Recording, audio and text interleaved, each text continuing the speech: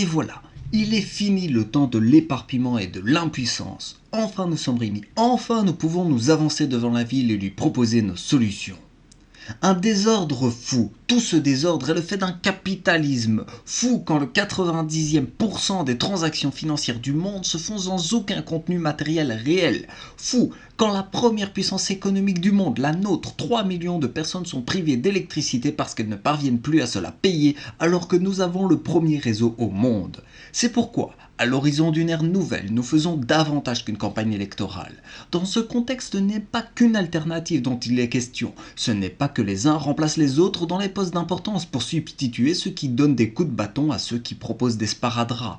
C'est à une rupture que nous appelons le peuple. La question est de savoir qui peut incarner l'intérêt général humain. Est-ce l'oligarchie et ses combinaisons sous l'action mystérieuse de la main invisible du marché ? Ou bien l'intelligence collective du grand nombre, le peuple tout entier qui sait mieux que d'autres ce qui est bon pour lui car il s'agit de lui.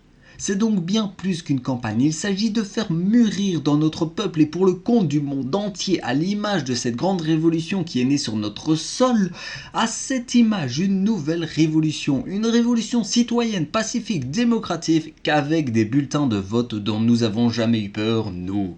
Mais une révolution parce qu'elle change les institutions politiques et refonde les droits du souverain, le peuple tout entier, passant par l'abolition de la monarchie gouvernementale, qu'on ne me dise pas qu'on ne peut pas changer le code civil. Une révolution dans l'ordre des valeurs et le droit que quand la solidarité s'exerce, l'on ne méprise plus ceux qui en bénéficient. À bas le mot d'assistanat, il n'y a pas d'assistés, il n'y a que des citoyens qui s'entraident.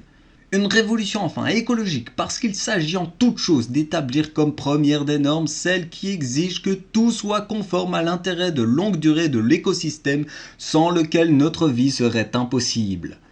De notre programme, je ne vous dirai que quelques mots pour qu'il soit entendu sans ambiguïté. Nous annonçons que nous allons prendre beaucoup aux entreprises qui gagnent trop d'argent et qui passent sous l'œil avisé du fisc pour les redistribuer équitablement. Telle est notre marge de manœuvre. Nous sommes les partageux. Le partage des richesses commencera d'abord en donnant de la force à ceux qui en ont besoin pour assurer la vie d'aujourd'hui, celle de demain.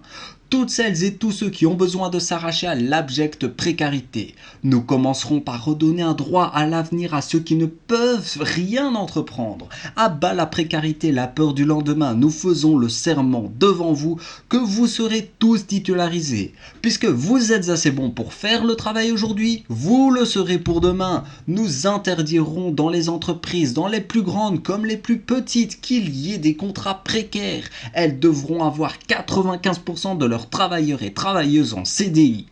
Mes amis, commence aujourd'hui un long et beau chemin. Oui, je l'ai dit, il est fini le temps de notre éparpillement. Allez de tous côtés, songez qu'entre indignation et résignation, l'histoire n'a pas encore tranché.